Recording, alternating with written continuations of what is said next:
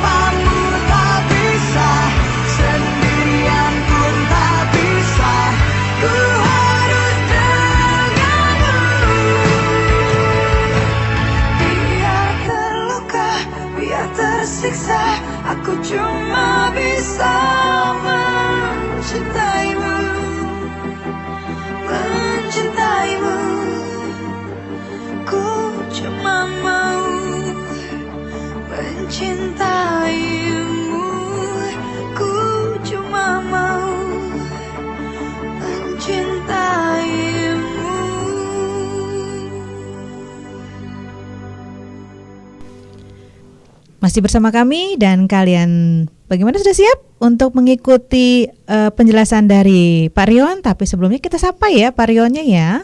Selamat sore Pak Rion. Selamat sore. Gimana, sehat ya Pak ya? Alhamdulillah sehat. Semangat? Semangat. Masih semangat. Kalian juga harus semangat, jangan mau kalah sama Pak Rion. Oke, sip, mantap. Iya. Ayo Pak, kita mulai untuk menjelaskan materi kita tentang IPS Geografi, terutama dengan kependudukannya. Benar sekali. Oke, kita akan silakan. bahas terkait kependudukan. Baiklah, bismillahirrahmanirrahim. Assalamualaikum warahmatullahi wabarakatuh. Waalaikumsalam. Iya, kepada seluruh pendengar Insan Edukasi, saya akan menjelaskan terkait dengan materi kependudukan atau dikenal juga dengan dinamika antroposfer untuk di kelas 11 IPS ya. Yeah. Baiklah, bismillahirrahmanirrahim. Assalamualaikum warahmatullahi wabarakatuh. Iya, kepada seluruh pendengar Insan Edukasi, saya akan menjelaskan terkait dengan materi kependudukan atau dikenal juga dengan dinamika antroposfer untuk di kelas 11 IPS ya. Secara etimologi ataupun secara definisinya ya, secara keilmuannya, antroposfer itu terdiri dari atas dua kata. Ya, dua kata. Dua kata di sini adalah antropos dan sfer. Artinya manusia dan lapisan. Oke. Yang dimaksud dengan manusia dan lapisan di sini adalah kalau kita gabungkan antroposfer tadi adalah lapisan di mana manusia hidup di permukaan bumi. Iya, itu yang maksudnya ya. Iya, dengan segala aktivitasnya. Oke. Jadi lapisan antroposfer adalah lapisan di mana manusia hidup dan beraktivitas. Ya, oke. Sumber daya manusia adalah keseluruhan kemampuan ataupun potensi penduduk yang berada di dalam suatu wilayah tertentu beserta karakteristik ataupun ciri demografis, sosial maupun ekonomi yang dapat dimanfaatkan untuk keperluan pembangunan bagi manusia itu sendiri. Ya. Jadi kalau kita membahas terkait dengan antroposfer, membahas tentang manusia ini fokus di manusia saja. Jadi kalau biosfer kemarin kita tahu pembahasannya fokus ke hewan dan tumbuhan. Kalau antroposfer kita fokus pembahasannya adalah ke manusianya saja dengan segala aktivitasnya. Oke. Yang pertama, dinamika penduduk. Dinamika penduduk. Iya. Dinamika penduduk ialah perubahan jumlah penduduk yang disebabkan oleh faktor kelahiran, kematian, dan perpindahan penduduk atau disebut juga dengan migrasi. Migrasi. Iya. Oke, saya akan menjelaskan yang pertama, yaitu tadi faktor yang pertama adalah pertumbuhan penduduknya. Oke. Pertumbuhan penduduk ialah perkembangan jumlah penduduk dari tahun ke tahun. Ya, namanya bertumbuh. Ya, artinya bertambah dan berkembang dari tahun ke tahun. Pertumbuhan penduduk ini dinyatakan dengan persentase. Pertumbuhan penduduk di suatu daerah dapat dibedakan menjadi pertumbuhan penduduk alami dan pertumbuhan penduduk sosial. Apa bedanya? Saya akan jelaskan. Pertumbuhan penduduk alami adalah angka pertumbuhan penduduk yang diperoleh dari selisih antara jumlah penduduk yang lahir dan jumlah penduduk yang mati dalam satu wilayah. Jadi kalau kita menghitung pertumbuhan penduduk alami, maka kita akan lihat selisih jumlah penduduk yang lahir dengan jumlah penduduk yang mati di satu wilayah. Maka itulah angka pertumbuhannya. Lahir dikurang mati. Iya. Sedangkan yang kedua, pertumbuhan penduduk sosial adalah angka pertumbuhan penduduk yang diperoleh dengan cara memperhitungkan semua variabel demografis. Artinya memperhatikan semua aspek dalam kependudukan, baik itu kelahiran, kematian, dan migrasi. Ya, jadi nanti kita lihat bagaimana kelahiran dikurangi, kematian dikurangi juga dengan migrasi. Ya, itu pertumbuhan sosialnya. Yang ketiga, tingkat kelahiran atau fertilitas atau disebut juga dengan natalitas. Ya, banyaknya bayi yang lahir setiap 1000 penduduk tiap tahun, ya, itu disebut dengan tingkat kelahiran kasar. Ya, di mana dia tidak memperhatikan jenis kelamin dan golongan umur. Jadi banyaknya bayi yang lahir dari setiap 1000 penduduk tiap tahun, itu adalah tingkat kelahiran kasar. Ya, jadi dia tidak memperhatikan apakah dia jenis kelaminnya laki-laki atau perempuan. Jadi semua yang lahir itu hitungannya adalah tingkat kelahirannya. Kemudian tingkat kematian atau disebut juga dengan mortalitas, yaitu tingkat kematian dengan jumlah kematian dari setiap 1000 penduduk tiap tahun. Jadi kalaupun ada yang mati dalam 1000 penduduk tiap tahunnya, itu disebut dengan tingkat kematian kasar atau crude death rate. Ya, tidak memperhatikan jenis kelamin lagi-lagi dan golongan umur. Ya, itu pertumbuhan penduduk. Yang berikutnya kita akan membahas terkait dengan migrasi. Oke, migrasi. Ada yang tahu migrasi? Perpindahan ya? Perpindahan, benar sekali.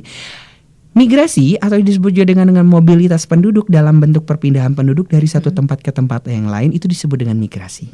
Jadi dia mobilitas penduduk, ya, atau pergerakan penduduk dari satu tempat ke tempat yang lain. Itu disebut dengan migrasi. Ya. Berikut ini berbagai jenis migrasi. Nah, kita kan sering bilangnya, enggak, itu bukan migrasi, itu transmigrasi. Loh, apa bedanya? Enggak, itu emigrasi, itu imigrasi. Apa bedanya? Nah, di sini saya akan menjelaskan. Oke. Migrasi internasional atau migrasi ekstern. Ya, migrasi internasional atau migrasi ekstern merupakan perpindahan penduduk dari satu negara ke negara lain. Iya. Ya, contohnya juga dibagi menjadi 3 macam. Jadi kalau migrasi internasional itu terbagi menjadi 3 macam. 3 loh. macam. Iya. Oke. Yang pertama adalah imigrasi. Oh, nah, iya, kita iya. sering mendengarnya ada imigran gelap, kantor imigran. imigrasi, iya. Iya, kantor imigran atau kantor imigrasi. Nah, apa itu imigrasi? Imigrasi itu adalah masuknya penduduk dari suatu negara ke negara tersebut untuk menetap. Kalau menetap tuh namanya Migrasi. Ya, jadi kalau misalnya pindahnya suatu penduduk dari suatu negara X pindah ke negara Y, yang kemudian dia menetap di sana disebut dengan imigran. Ya, imigran atau imigrasi. Ya, kemudian yang B, emigrasi. Emigrasi adalah perpindahan penduduk atau keluarnya penduduk dari suatu negara ke negara lain dengan tujuan untuk menetap. Misalnya kita ingin menjadi warga negara di Jerman. Kita pindah ke Jerman dengan alasan tertentu, mungkin ya. Kemudian kita ternyata ingin menetap di sana, pindah dan menjadi penduduk warga Jerman, itu disebut dengan emigrasi. Kalau kitanya keluar, emigrasi. Kalau kita keluar berarti emigrasi. Sedangkan kalau ada penduduk Jerman yang ingin tinggal menetap di Indonesia menjadi warga negara Indonesia, itu disebut dengan imigrasi. Ya, itu bedanya. Kemudian ada remigrasi. Remigrasi merupakan kembalinya penduduk dari suatu negara ke negara asalnya. Jadi kalau kita ke Jerman, tujuannya menetap, awalnya menetap. Kemudian kita beberapa tahun kemudian kita kemudian ingin pulang ke Indonesia dan akhirnya balik lagi ke Indonesia, itu disebut dengan remigrasi. Karena kembali lagi ya, seperti itu. Itu migrasi internasional atau disebut dengan migrasi ekstern. Yang kedua, migrasi nasional atau disebut juga dengan migrasi intern. Ya, di dalam, ya. Merupakan perpindahan penduduk yang terjadi masih dalam wilayah satu negara. Jadi kalau misalnya perpindahan penduduk masih dalam satu wilayah negara, maka disebut dengan migrasi nasional. Migrasi nasional atau yang disebut kita dulu transmigrasi. Benar sekali. Nah, ternyata transmigrasi juga terbagi menjadi beberapa loh. Bukan hanya satu ya. Kita kadang bilangnya itu transmigrasi. Tapi kita lihat transmigrasinya jenisnya yang mana. Saya akan jelaskan di sini. Transmigrasi merupakan perpindahan penduduk yang diprakarsai atau diselenggarakan oleh pemerintah. Ya, dari daerah yang padat penduduknya ke daerah yang belum padat penduduknya. Transmigrasi dibedakan menjadi beberapa jenis, yaitu satu, transmigrasi umum. Dibiayai oleh pemerintah mulai dari daerah asal sampai ke daerah tujuan transmigrasi. Itu transmigrasi umum. Ya, jadi pemerintah memang sudah menyediakan dana, menyediakan kemudian transportasi ataupun lahan untuk kemudian seseorang itu berpindah ke daerah yang lebih lapang, lebih luas, sehingga dia tidak terjadi penumpukan ataupun pemadatan di kota sebelumnya atau di daerah sebelumnya. Kemudian ada transmigrasi spontan. Transmigrasi spontan dilakukan penduduk atas biaya, kesadaran dan kemauan sendiri.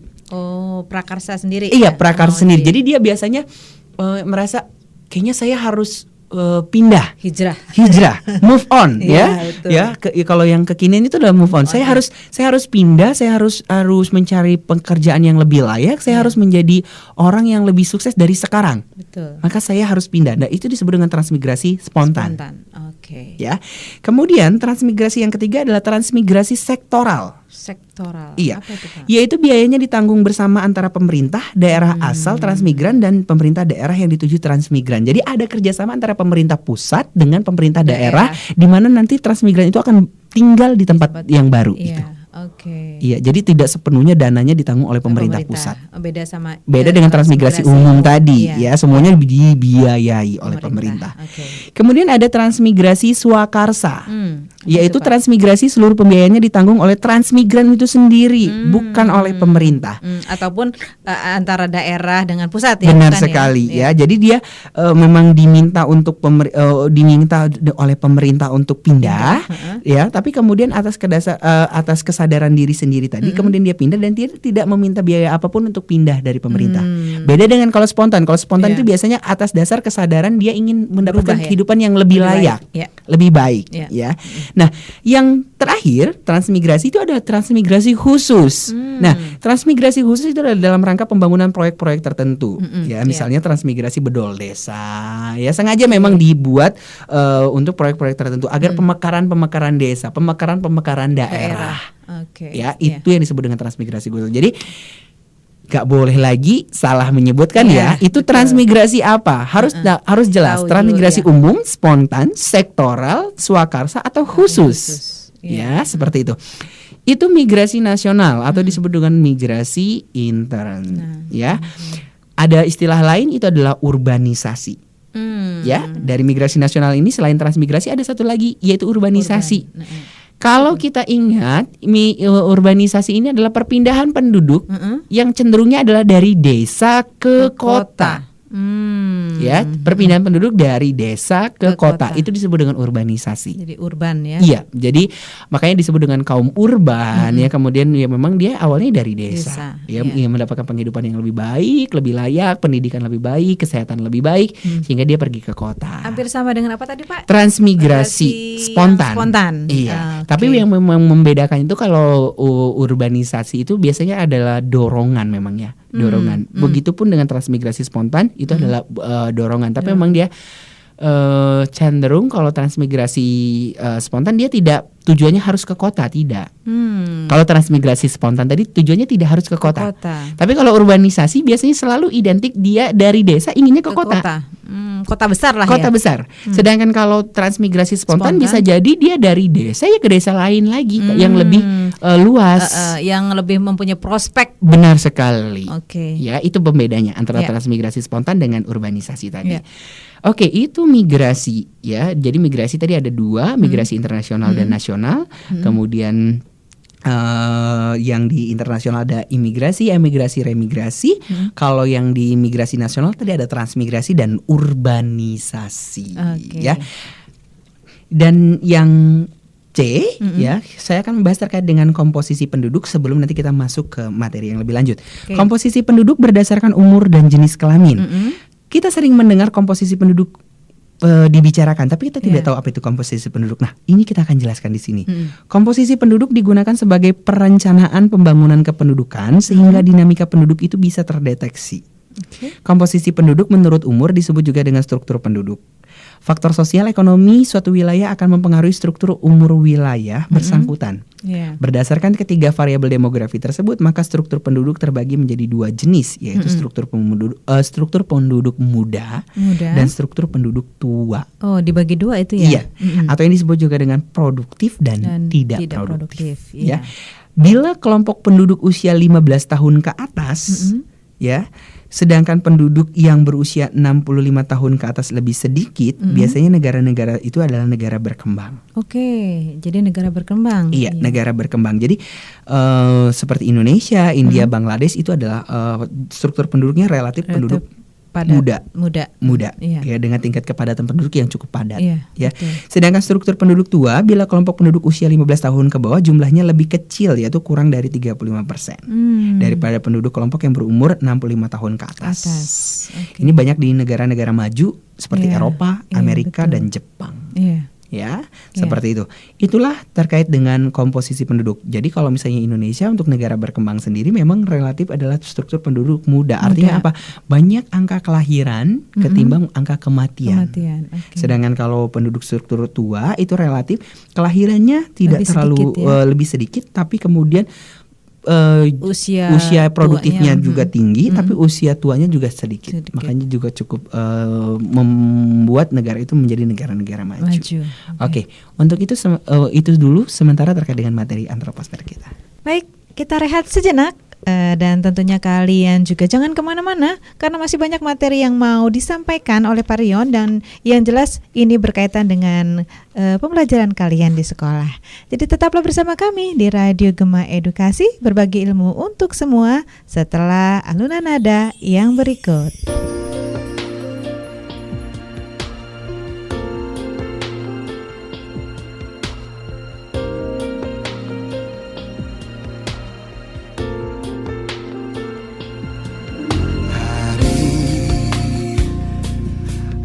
Hari sepi,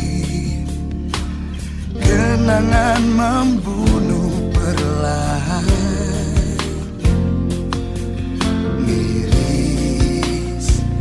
Mirisnya hati, merasakan sedihnya aku. Daratan pastilah ada tebingnya, sedang lautan pastilah ada pantainya, dan cakrawala pastilah ada ujungnya. Tapi pedihku tiada batasnya. Aku seorang yang tak lepas darimu,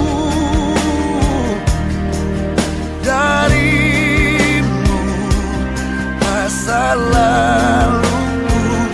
Aku seorang yang melemah tanpamu. Betapa aku tak bisa lepas dari bayangmu.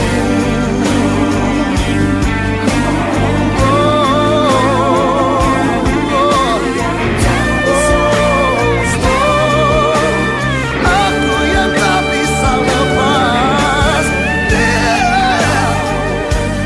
hanya dirimu.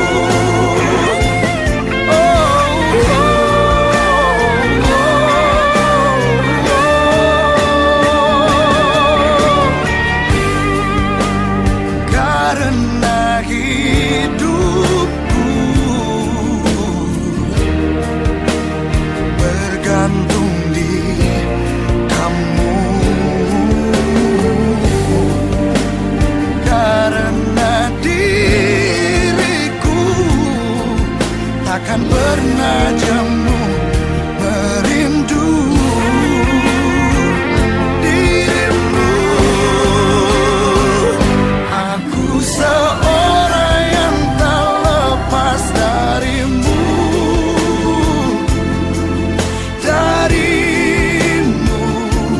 masa laluku. Aku seorang yang melemah tanpamu. Betapa aku tak bisa lepas dari bayangmu.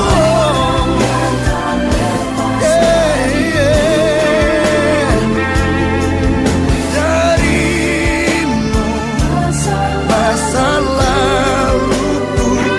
Aku seorang yang melemah tanpamu.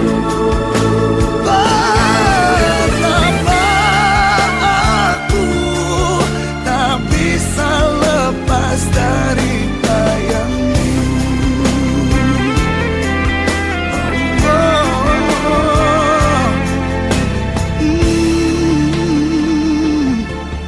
Tak bisa lepas dari bayangmu.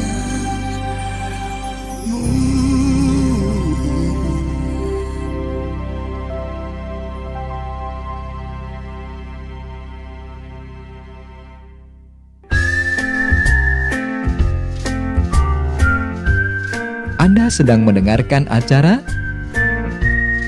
Bimbel, Bimbingan Belajar di Radio Gema Edukasi, berbagi ilmu untuk semua.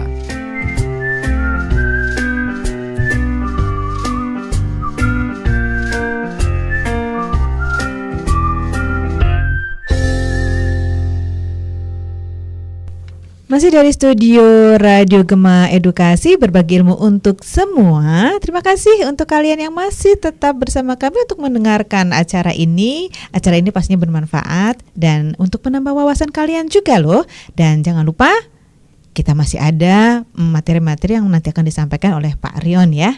Jadi di acara bimbel ini adalah untuk kelas 11 tentang materi IPS Geografi Kependudukan. Baik Pak Rion, kita lanjutkan materi kita. Oke, siap.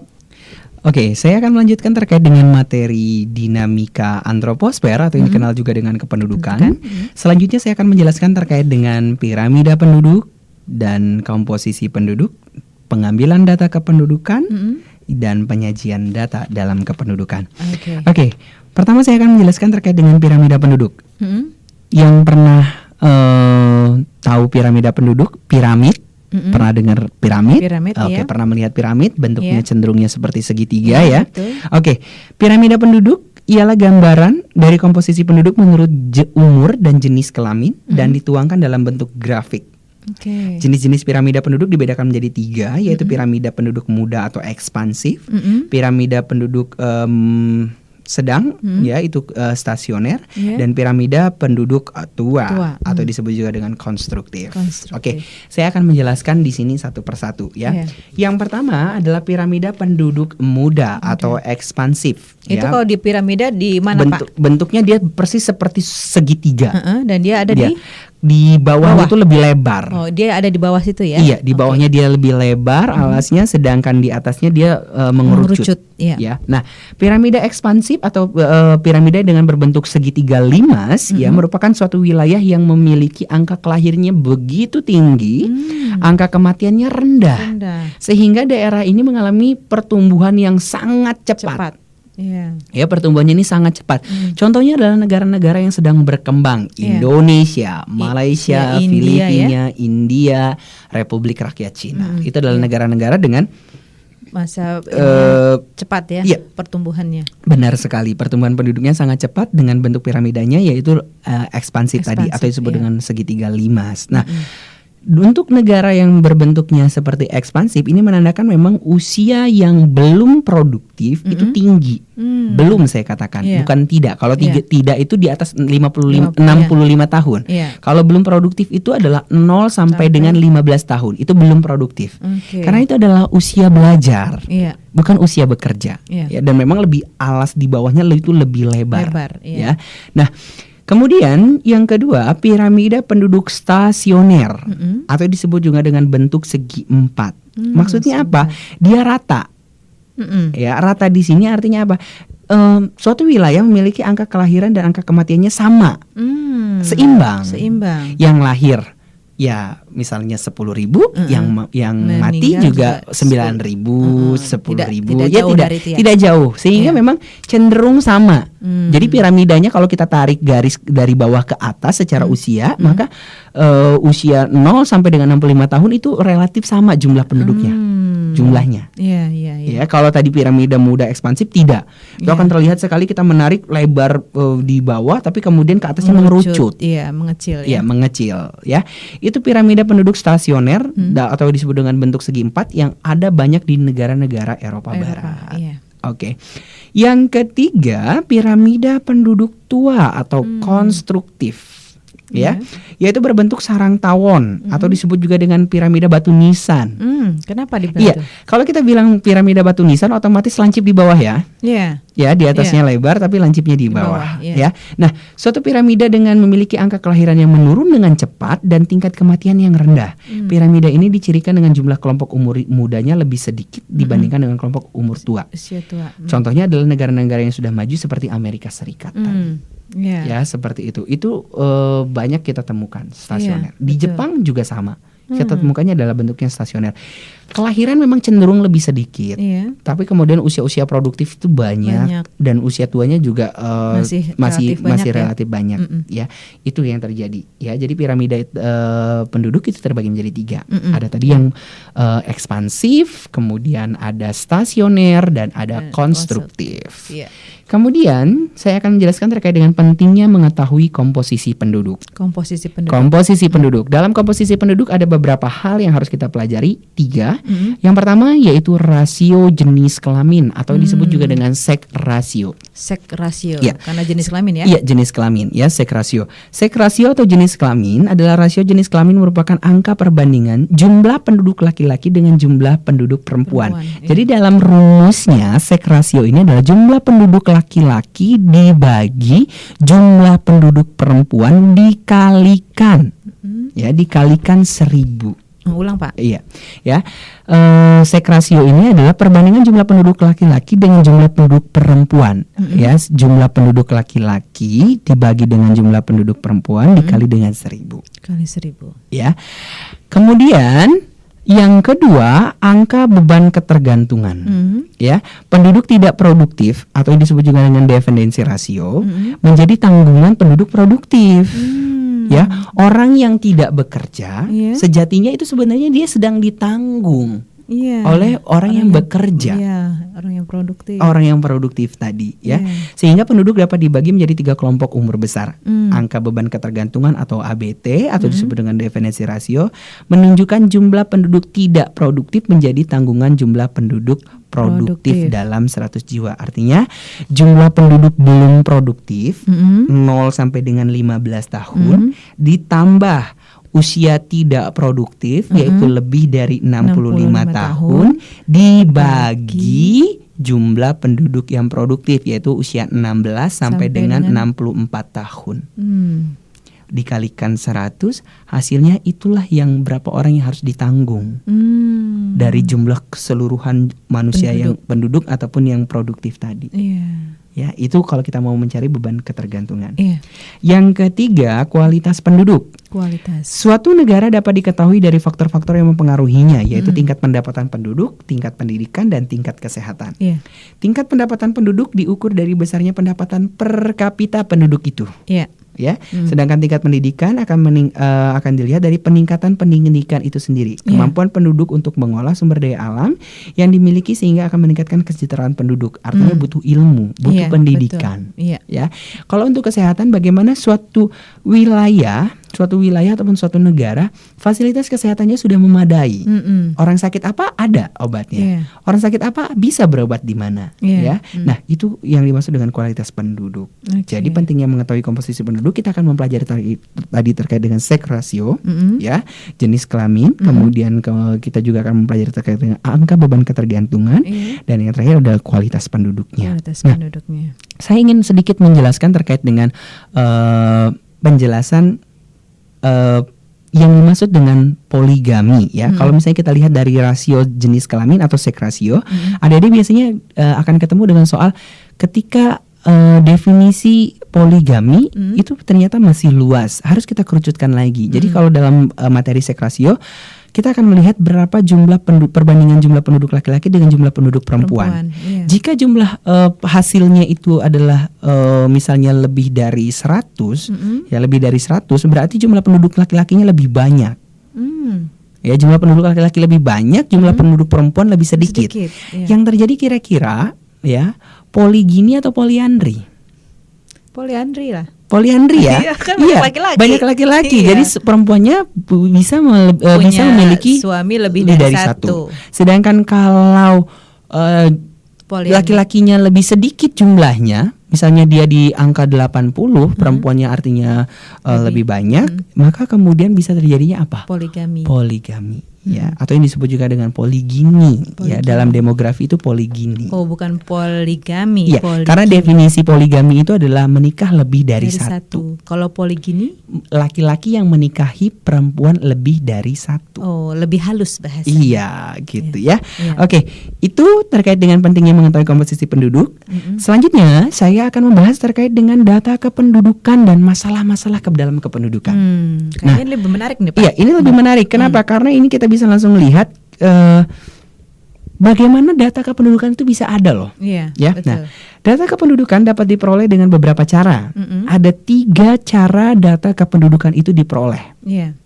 Yang pertama, ini yang sangat familiar, sangat kita kenal, ya, yang bisa jadi kita pernah Iya. dilakukan. Apa itu sensus penduduk? Iya, Ya, betul. data kependudukan Iya. pertama kali itu didapatkan dari data sensus penduduk, iya. yaitu keseluruhan proses pengumpulan, penyusunan, pengolahan dan penerbitan data yang bersifat demografis, ekonomis, dan sosial dari suatu wilayah atau negara tertentu dalam waktu tertentu. Oke. Sensus penduduk itu biasanya dilakukan itu 10 tahun sekali. Oh, sensus itu dilakukan 10 tahun sekali. 10 tahun sekali ya adik-adik ya. Ya harus diingat, sensus penduduk itu dilakukan 10 tahun sekali. Terakhir kali negara kita Indonesia melakukan sensus penduduk itu di tahun 2010. Iya. Iya, dan akan kita lakukan lagi nanti di 2020. Oke. Ya. Oke, sensus penduduk. Kalau kita lihat, sensus penduduk juga lagi terbagi lagi loh. Berdasarkan tempat tinggalnya saat Iya. sensus itu diadakan atau berdasarkan metode pengisiannya. Hmm. Kalau berdasarkan tempat tinggalnya yang A ya dari sensus penduduk A, berdasarkan tempat tinggal penduduk sensus dibedakan menjadi sensus de jure dan sensus de facto. Oh, begitu. Ya, jadi kalau yang namanya sensus de jure itu adalah pencacahan jiwa atau pensensusan yang dilakukan di tempat penduduk tersebut tinggal secara resmi. Jadi maksudnya gini, kalau kita KTP-nya Bandar Lampung, ya KTP kita Bandar Lampung, ketika dilakukan sensus kita sedang ada di Bandar Lampung di rumah kita, Iya. maka itu disebut dengan sensus de jure. Oh, begitu. Ya, sensus De jure de jure. itu sesuai dengan KTP-nya. Sesuai dengan KTP-nya, sesuai dengan bukti administrasi kependudukan kita. Iya. Kita Oke. tinggal di Bandar Lampung, KTP-nya Bandar Lampung. Ketika kita di sensus Disensus. itu disebut dengan sensus de facto, sensus de jure. Jure. Iya. Ya. Sedangkan kalau sensus de facto, misalnya ada adik-adik kita nanti ya yang selesai lulus UN terus kemudian keterima di perguruan tinggi negeri, misalnya dia kuliah di UI Depok, ya, KTP-nya Bandar Lampung. Tapi ketika dilakukan sensus, dia tidak bisa disensus di rumahnya. Iya. Akhirnya dia dilakukan disensusnya itu adalah di daerah Depok, dia iya. Depok. Iya. Itu disebut dengan sensus de facto. Tidak sesuai dengan KTP tapi sesuai dengan lokasi saat dia berada dilakukan sensus.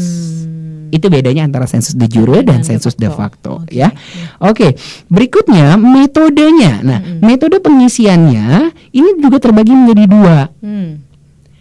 Apa? Yang pertama adalah metode canvasser. Canvasser. Iya, metode canvasser yaitu pelaksanaan sensus di mana petugas mendatangi tempat tinggal penduduk dan mengisi daftar pertanyaan. Ini seperti sensus penduduk yang ada di Indonesia. Jadi petugas sensusnya datang ke rumah warga, Door to door, rumah ya. penduduk, kemudian door to door, akhirnya kemudian dia bertanya, mengisi data dari setiap pertanyaan yang diajukan. Iya. Sedangkan yang kedua adalah metode householder. Apa itu? Metode householder yaitu pelaksanaan sensus di mana pengisian daftar pertanyaan dilakukan oleh penduduk itu sendiri. Khususnya di sini biasanya adalah diisi oleh kepala keluarga. Oke. Ya, kelebihan cara ini adalah waktu yang diperlukan lebih cepat karena petugas tidak harus data satu persatu penduduk. Iya. Dan ini biasanya banyak dilakukan di negara-negara maju. Kenapa? Karena mereka menggunakan sistem pos yang sudah lebih baik. Iya, betul. Ya, bahkan kalau di luar negeri itu jika satu penduduk itu pindah, maka dia harus mendaftarkan pemindahan dia berdasarkan baik ke kantor pos dan yang lainnya sehingga data dia tetap sama ketika dia pindah di satu wilayah ke wilayah lainnya. Jadi ketika ada sensus bisa melalui pos. Kalau di Indonesia kita mau pindah juga kadang kita lapornya cuma ke PRT ya. Iya, betul. Ya seperti itu Iya, sehingga itu kan kalau kalau ada ingat. iya itu kan kalau ingat ya. Iya. Sehingga ketika ada pendataan lagi ya ketika ada pendataan lagi itu mengulang lagi. Iya. Makanya terkadang ada surat yang terlambat nyampainya kemudian masuk ke rumah kita ternyata alamatnya sesuai dengan alamat rumah kita tapi itu bukan untuk kita. Iya, betul. Ya, tapi kalau di luar negeri jarang kita temukan seperti itu.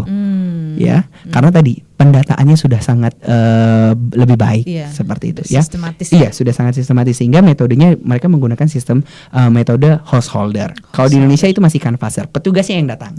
Iya. Belum sepertinya juga belum ada kesadaran ya. Iya, banyak sekali masyarakat yang ketika petugas sensus datang itu lebih menutup diri, Iya, betul. nggak mau dibukain pintunya, bilangnya nggak ada dan segala macamnya, takut. Padahal kegunaan sensus penduduk adalah untuk pembangunan negara itu sendiri. Iya. Ya, pembangunan negara dan pembangunan penduduk. Ya, di mana penduduk nanti akan dibangunkan rumah sakit, kemudian sekolah, kemudian fasilitas umum yang lainnya. Itu melihat bagaimana pergerakan angka penduduk itu. Iya, dan ini harus dirubah, Pak. Iya, Karena ini harus kebanyakan ketika ada sensus mereka selalu bilangnya pindah nggak mau rumah pindah lah, rumah inilah ini itu. iya. Ya benar sekali. Padahal itu merugikan sekali. Iya. Jadi jangan menyalahkan pemerintah. Oh, iyalah rumah sakitnya penuh terus soalnya tidak mencukupi untuk penduduk di satu wilayah X. Padahal bisa jadi saat di sensus mereka tidak terdata, Iya, ya betul. mereka tidak terdata Iya. seperti itu. Oke, itu pendataan yang pertama, sensus penduduk. Yang kedua, registrasi penduduk. Registrasi penduduk berdasarkan keputusan Presiden tahun 52 ya, memang dia tujuannya adalah mencatat perpindahan penduduk yang secara terus-menerus. Iya. Ya, baik itu kelahiran, kematian dan perpindahan. Oke. Nah, makanya tadi saya bilang di luar negeri mereka rajin sekali meregistrasi. Iya. Pindah ataupun kemudian mereka masuk ke satu wilayah, mereka meregistrasikan, Lapor lagi ya. lagi. Dan datanya diambil dari data yang sebelumnya. Kalau kita tidak, kita kebanyakan tidak seperti itu. Nah, sehingga datanya tumpang tindih kalau di negara Indonesia, Iya, ya. Sedangkan kalau di negara maju itu datanya memang datanya sampai dengan kemudian dia meninggal akan baru ada penggantinya seperti itu, penggantian datanya. Nah, itu terkait dengan registrasi penduduk. Jadi kalau registrasi penduduk itu baik dia kelahiran, ada yang lahir segera didata. Iya. Ada yang mati segera dilaporkan, Iya. didata. Ada yang pindah juga segera didatakan. Ada perceraian pun itu harus didatakan. Itu namanya registrasi. Jadi Ya, rapih seperti itu. ya? Iya, harus rapi. Nah, sumber data kependudukan yang terakhir, yang ketiga itu adalah survei penduduk. Nah, survei Survei. penduduk ini memang relatif dia cenderung secara waktu dia tidak harus 10 tahun, 5 tahun, tidak. Dia bisa kapan saja sesuai dengan kebutuhannya. Oke. Kapan dia dibutuhkan data kependudukannya, dia ingin disurvei, maka silahkan disurvei. Ya. Jadi tidak harus menunggu Iya, ya. dan cakupan wilayah survei dengan sensus pembedanya adalah kalau sensus itu suatu negara Menyeluruh ya. menyeluruh, ya penduduk di suatu negara. Kalau survei itu adalah penduduk di suatu daerah kecil, tidak secara keseluruhan, daerah saja karena ya. sifatnya sampel. Oh iya. Iya, karena sifatnya sampel, tidak secara keseluruhan. Iya. Oke, yang terakhir saya akan menjelaskan terkait dengan permasalahan kependudukan. Masalah pendudukan ini relatif banyak terjadi di negara berkembang seperti Indonesia, Iya. yaitu adalah jumlah dan laju pertumbuhan penduduk yang tidak terkendali. Iya, betul. Ya, makanya kemudian pemerintah menggalakkan program KB, KB, keluarga iya. berencana. Itu harapannya adalah untuk menekan setidaknya bukan menghentikan ya, Iya. bukan menghentikan, Iya. tapi menekan angka pertumbuhan yang tidak terkendali tadi. Iya, betul. Ya, seperti itu. Kemudian persebaran penduduk yang tidak merata.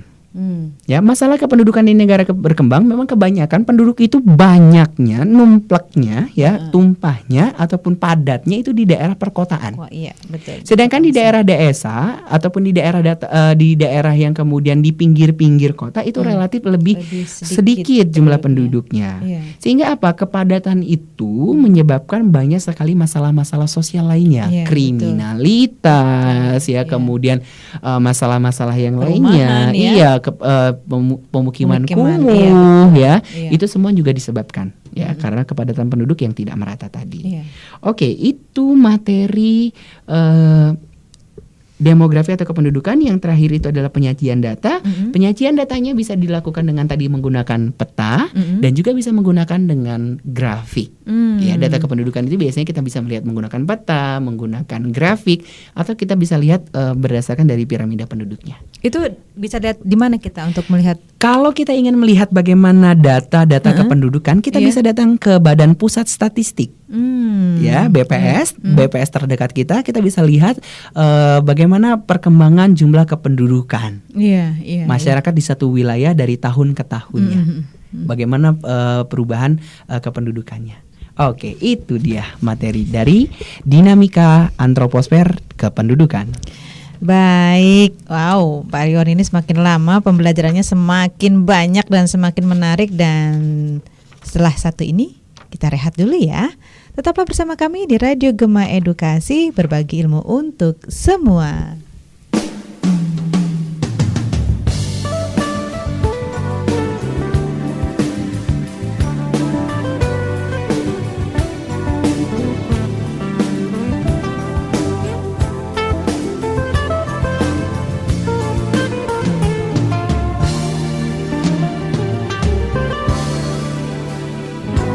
Hari datang dan pergi, terus melintas sepi tanpa mata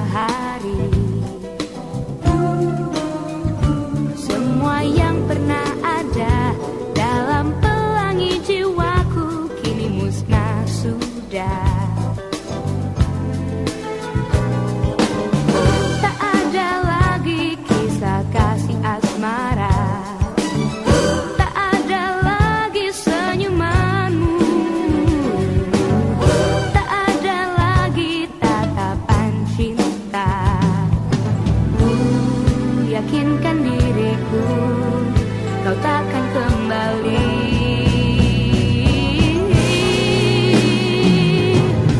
Ku meniti pelangi dan ku arungi misteri, tanggalkan mimpi. Ku ingin mencari kedamaian yang abadi di hati ini. Ku meniti pelangi dan ku arungi misteri, tanggalkan mimpi. Ku ingin mencari kedamaian yang abadi di hati ini.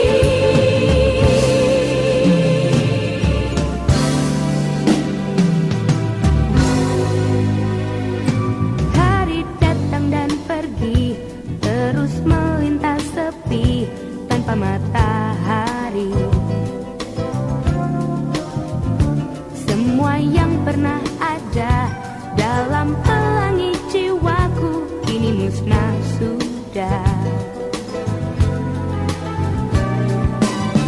Tak ada lagi kisah kasih asmara, tak ada lagi senyumanmu, tak ada lagi tatapan cinta. Ku yakinkan diriku, kau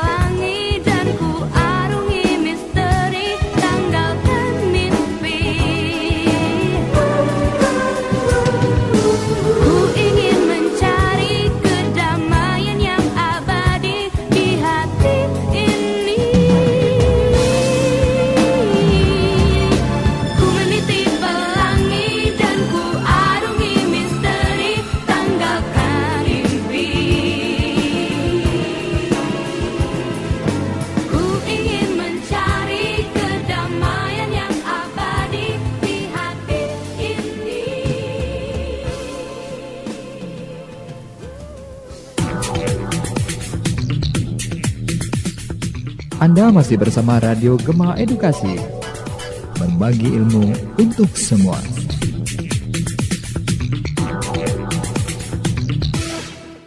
Pendengar Radio Gema Edukasi, terima kasih atas kebersamaannya. Senang sekali kalian masih terus bersama kami ya di acara bimbingan belajar, dan kita masih membahas tentang kependudukan. Tapi waktu kita semakin mendekati akhir, jadi Pak Rion memberikan kesimpulannya ya Pak ya. Oke, silakan Pak. Oke, insan pendengar edukasi, saya akan menyimpulkan materi terkait dengan dinamika antroposfer atau disebut dengan kependudukan.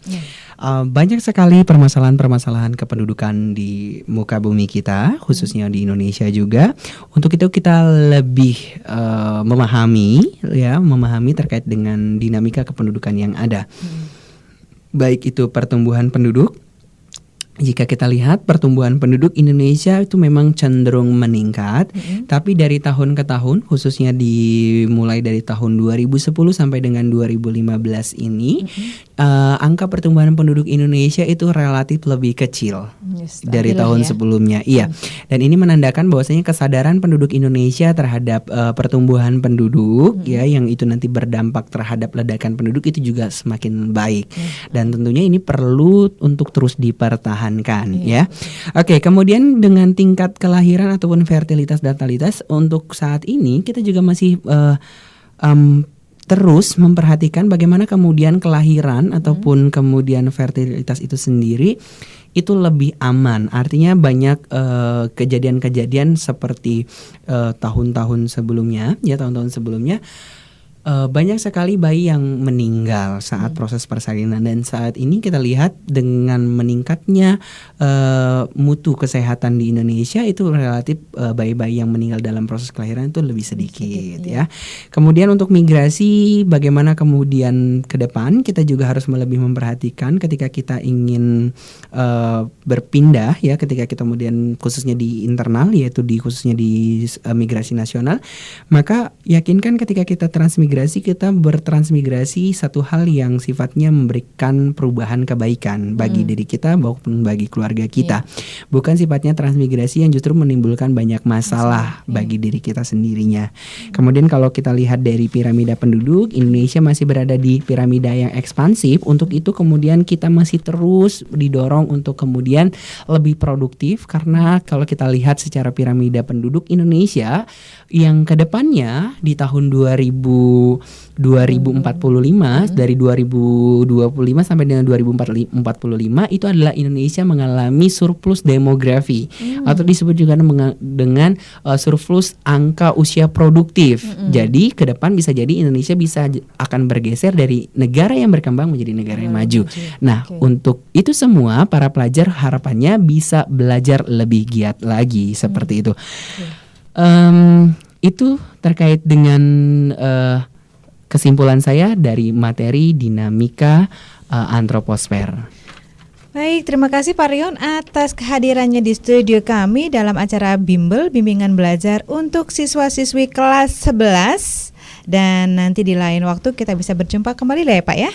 Demikianlah pendengar Radio Gema Edukasi, acara bimbingan belajar kita hari ini bersama Bapak Rion Frianda SPD, dan kami pamit undur diri. Namun kalian masih dapat mendengarkan acara ini esok hari di waktu yang sama dengan materi yang tentunya berbeda. Dan saya Rahma beserta kru Radio Gema Edukasi yang bertugas dari Studio Dinas Pendidikan dan Kebudayaan Provinsi Lampung berbagi ilmu untuk semua, mengucapkan terima kasih. Tetap semangat dan sampai jumpa.